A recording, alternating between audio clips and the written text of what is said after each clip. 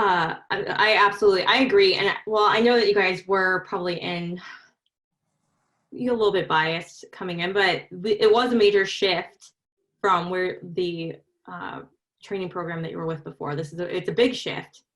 And so when you talk about that, that's a lot of faith that you guys put into us and the training team, and FPG as a whole, because coming from where you were at, that's a lot of faith that you put into us. So I know that I appreciate it. It for me too, as a business owner, I'm a rare breed in that as an owner of a home building company, my interests in construction are infinitesimally small, whereas my interests in moving others and the art of sales is what drives me. So as I sit here atop the perch, that has always been my motivation, is to drive the sales component before it, in front of anything and everything else. Mm-hmm. And I've studied it for years. I've studied the science. I've studied the neurology.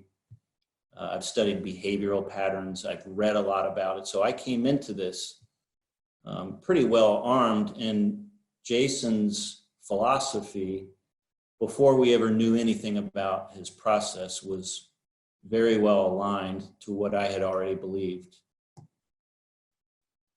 You want to expound on that a little bit, like what you believe and where we fall into that? Yeah, I was raised and trained on a philosophy of always be closing and the old school methodologies. But within the last 10 years or so, I made a commitment to learn more about the human brain and how it functions, and where the nucleus of the brain that is involved in making decisions, where does that come from? And things like the amygdala and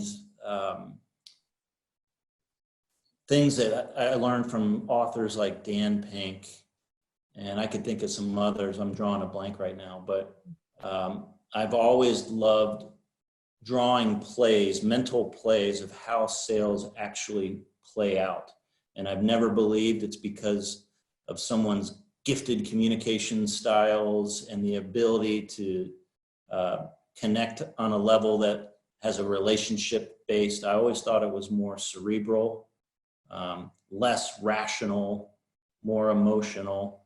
And we've never worked with someone who took all of those philosophies I believed in and injected them into the specific discipline of selling houses.